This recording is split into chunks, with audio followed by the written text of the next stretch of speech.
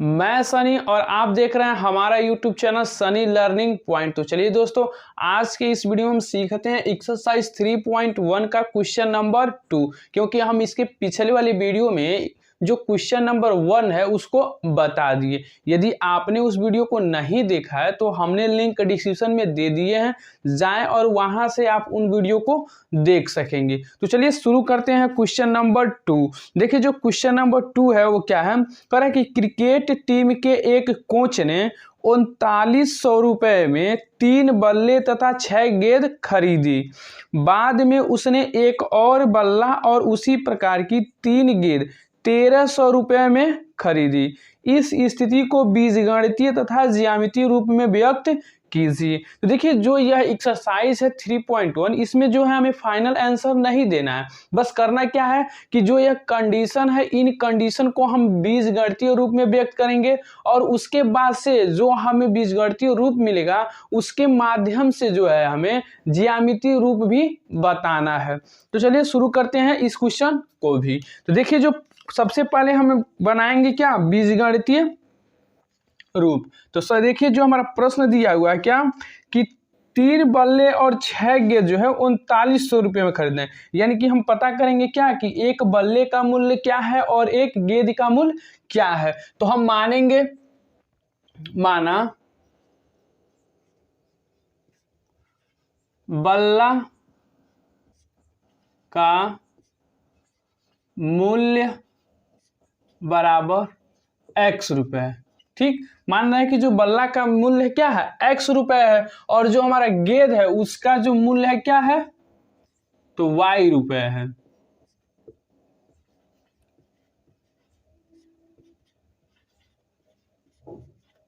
ठीक, अब देखिए जो प्रश्न में क्या कर रहा है कि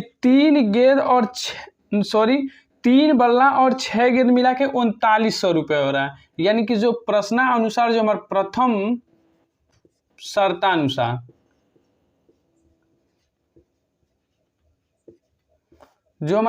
शर्तानुसार क्या हो रहा है कि 3 बल्ला हो रहा है कितना, तो यहाँ पे 3 बल्ला क्या हो जाएगा तो 3x प्लस 6 गेंद 6y इक्वल टू कितना पैसा हो रहा है तो 3900। यह जो हमारा बन रहा है क्या, एक समीकरण बन रहा है क्या, 3x plus 6y equal to 3900। देखिए इसको जब हम हल करेंगे तो यहाँ से 3 कॉमन ले लेंगे तो क्या होगा, x plus 2y equal to 3900। अब यहाँ से 3 जो हम दूसरे पक्ष में भेजेंगे तो भाग होगा तो क्या हो जाएगा, x plus 2y equal to 3 एक 3 3 3 की 9 यानी कि 1300। तो यह जो है हमारा मिला क्या, पहला समीकरण इसको मानते हैं। ठीक, अब देखिए दूसरी शर्त क्या कर रहा है इसी में कि एक बल्ला और उसी प्रकार की 3 गेंद और खरीद रहा है। यानी कि दूसरा शर्तानुसार देखा जाए तो दूसरा जो शर्त बन रहा है क्या बन रहा है हमारा कि एक बल्ला यानी कि x और जो हमारा क्या 3 गेंद तो 3y, इनका जो मूल्य हो रहा है कितना हो रहा है तो 1300 रुपए। ठीक, तो यह जो है हमारा क्या बनेगा समीकरण नंबर 2। अब इसी समीकरण से हम क्या निकालेंगे, पॉइंट्स को निकालेंगे। तो सबसे पहले हम निकालते हैं समीकरण नंबर 1 से। समीकरण 1 से समीकरण 1 क्या है हमारा, x plus 2y equal to 1300। अब यहाँ पे हम सबसे पहले रखेंगे x इक्वल टू 0 रखने पर।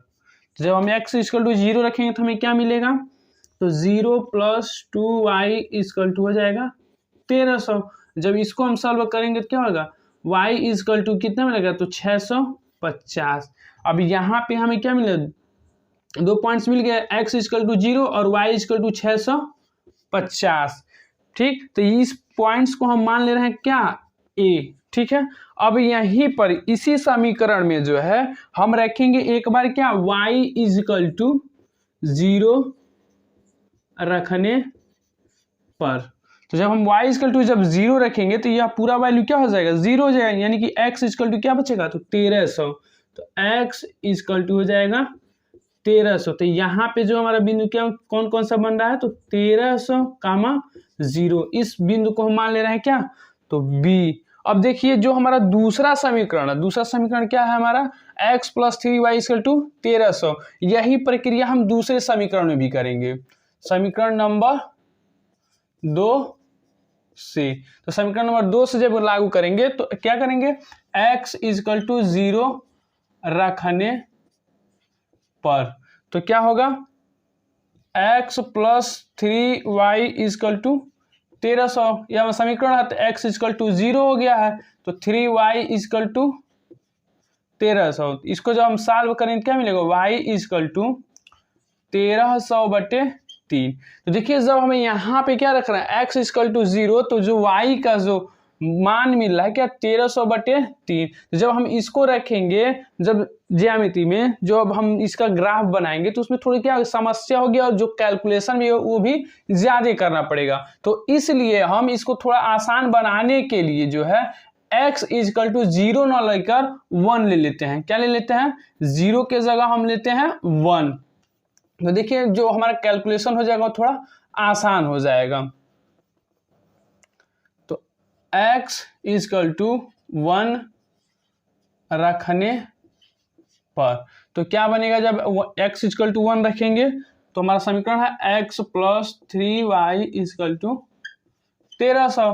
तो x के जगह 1 रखेंगे और यहाँ पे जगह इतना, अब 1 को इधर भेजेंगे क्या घटेगा, तो क्या हो जाएगा 3y इक्वल टू 1299। अब 3 को जो हम दूसरे साइड में भेजेंगे क्या भाग होगा, तो क्या हो जाएगा 1299/3। तो यह कट रहा है कितने बार, तो 3 चौक को 12, 3 3 की 9 और 3 3 की 9, यानी कि y की वैल्यू में क्या मिला, तो 433। तो यहाँ पे जो हमारा सी पॉइंट्स मिल रहा है, क्या मिल रहा है, तो 1,433। ठीक, यहाँ पे x इक्वल टू 0 रखे हैं, अब रखेंगे हम क्या, y इक्वल टू 0 रखने पर। जब हम 0 रखेंगे तो क्या मिलेगा हमें, तो यहाँ पे पूरा मान यहाँ 0 हो जाएगा, तो x इक्वल टू क्या होगा 1300। x इक्वल टू मिला हमें क्या 1300। तो यानी कि यहाँ पे हमारा जो D पॉइंट मिला है क्या 1300,0। तो इस प्रकार हमें 4 पॉइंट्स मिल गए A, B और यहाँ पे जो क्या मिला हमें C मिला है और यहाँ पर D। अब इन पॉइंट्स के सहायता से हम रेखाएं तैयार करेंगे और एक ज्यामितीय रूप में इसको व्यक्त करेंगे। अभी तक हमने किस में व्यक्त किया इसको, तो बीजगणितीय रूप में। अब देखिए जब हम इसका ग्राफ बनाएंगे तो देखिए ग्राफ इसी प्रकार से बनेगा। आपको पता है कि किस चतुर्थांश में जो है प्लस होता है, किस में माइनस होता है, किस में प्लस माइनस और किस में माइनस प्लस होता है। हमने आपको पहले ही वीडियो में बता दिया है। आपको यह ज्ञात होना चाहिए कि किसमें प्लस होता है और किसमें माइनस। अब देखिए यहाँ पे जितने भी पॉइंट्स मिले हैं सब जिसके विभुज और कोटियां सब क्या है धनात्मक में है। तो यहाँ इस क्वेश्चन का जितनी भी प्रक्रियाएं होंगी वह किसमें होंगी, तो प्रथम चतुर्थांश में ही होगी। किसमें होगी, प्रथम चतुर्थांश में ही होगी। ठीक है, अब देखिए यहाँ पे जो हम सॉल्व करेंगे तो देखिए सबसे अधिकतम कितना हो रहा है पॉइंट, तो यहाँ पे 1300 सबसे अधिक हो रहा। तो ग्राफ में हम इस प्रकार से इसको व्यक्त करेंगे कि सारे जो है पॉइंट्स आसानी से आ जाएं। तो चलिए हम पॉइंट्स को लेते हैं इस ग्राफ पर। आप जानते ही हैं कि यह होता है हमारा एक्स अक्ष, यह होता है एक्स डैश, यह होता है वाई और यह होता है हमारा वाई डैश। अब देखिए यहाँ पे मानों का जो अंतराल लेंगे वो समान ही लेंगे। तो यदि हम 200 का अंतराल ले रहे हैं तो देखिए ग्राफ कुछ इस प्रकार से बनेगा। पहला पॉइंट हो जाएगा 200, दूसरा हो जाएगा 400, तीसरा हो जाएगा 600, चौथा हो जाएगा हमारा 800, पांचवा हो जाएगा हमारा 1000, यहाँ पे हो जाएगा 1200, यहाँ पे हमारा हो जाएगा 1400 और यहाँ पे हमारा हो जाएगा 1600। ठीक, इतना हम पॉइंट्स किस पे लिए, एक्स अक्ष पर, वाई अक्ष पर ही भी हम इतना ही लेंगे। तो 200 का अंतराल इस पे भी लेंगे।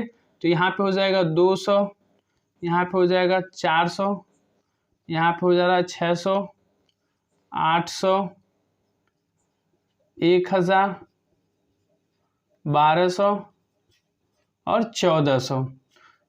तो एक्स अक्ष पर भी हमने मान लिया और वाई अक्ष पर भी मान लिया। अब देखिए इन पॉइंट्स की सहायता से हम क्या तैयार करेंगे, तो रेखा तैयार करेंगे। तो देखिए पहला क्या है, ए तो क्या है हमारा 0,650, यानी कि एक्स अक्ष पर कितना चल रहा है, तो 0 चल रहा है, और वाई अक्ष पे कितना जा रहा है, तो 650। तो 650 कहाँ होगा हमारा, तो यहाँ पर होगा 650।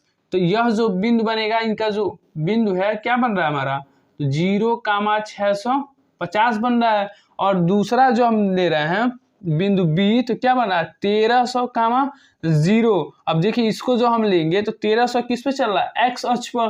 तो एक्स अक्ष पर 1300 हमारा कहाँ आएगा, यहाँ पे बीच में आएगा, 1200 और 1400 के बीच में।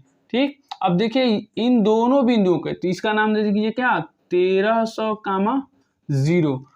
इन दोनों बिंदुओं को हम क्या करेंगे, मिलाएंगे। यह हमारा बिंदु क्या है, ए, और यह क्या है हमारा बिंदु बी। तो इसको जब हम मिलाएंगे तो कुछ इसी प्रकार से यह मिलेगा। देखिए इसी प्रकार से कट रहा है। ठीक, अब देखिए क्या कर रहा है, जो तीसरा चौथा पॉइंट मिला क्या, सी। तो 1,433, तो यानी कि एक्स अक्ष पे जो है 1 चल रहा है, तो यहाँ पे कहीं चलेगा 1, और वाई अक्ष पे कितना चल रहा है 433, और 433 हमारे क्या हो गए, 400 से थोड़ा सा ऊपर होगा यहाँ पर। ठीक, और जो हमारा डी है क्या कर रहा है 1300,0, यानी कि एक्स अक्ष पे कितना चल रहा है, तो 1300, यानी कि यहीं पर वह भी आएगा। देखिए एक ही बिंदु पे दो रेखाएं काटे रहेंगे। ठीक, और वाई अक्ष पे कितना चल रहा है, तो 0, तो ये वह 0 कुछ नहीं चलेगा, यहीं पर रह जाएगा केंद्र पर ही। तो इन दोनों बिंदुओं को हम क्या करेंगे, मिलाएंगे। तो देखिए जब मिलाएंगे तो कुछ इस प्रकार से हमारी क्या ग्राफ बनेगा। देखिए क्या है कि दोनों रेखाएं क्या करेंगे, किस एक बिंदु पर ही प्रतिच्छेदित कर रही हैं। तो इस प्रकार से यह जो हमारा ज्यामिति बनेगा।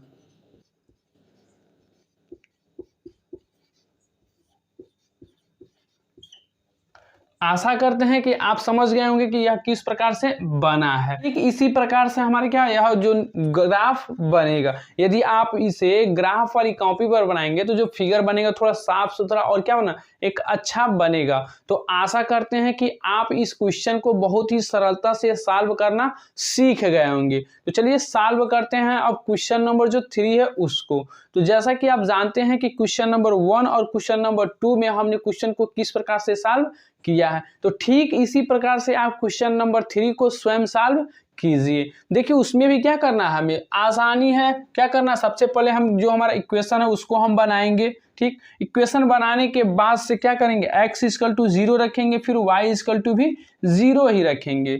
और जब हम पहले समीकरण से x और y से जो पॉइंट्स को निकाल लेंगे तो हम निकालेंगे फिर समीकरण नंबर 2 से, तो उससे भी हमें पॉइंट्स मिलेंगे। और उसे पॉइंट्स को निकालने के बाद से हम क्या करेंगे, ग्राफ को बनाएंगे। तो आशा करते हैं कि आप यह ग्राफ भी बनाना सीख गए होंगे। यदि आपको थोड़ा भी कंफ्यूजन हो तो वीडियो को एक बार पुनः देख लें, क्वेश्चन नंबर 1 का भी और क्वेश्चन नंबर 2 का भी। तो क्वेश्चन नंबर 3 आपके लिए है, आपको हल करना है कि इस क्वेश्चन को किस प्रकार से सॉल्व करें, आपका प्रैक्टिस भी हो जाएगा। तो यदि आप हमारे चैनल पर नए हैं तो हमारे चैनल को सब्सक्राइब जरूर करें और अपने दोस्तों के साथ शेयर जरूर करें। तो चलिए मिलते हैं नेक्स्ट एक्सरसाइज पर।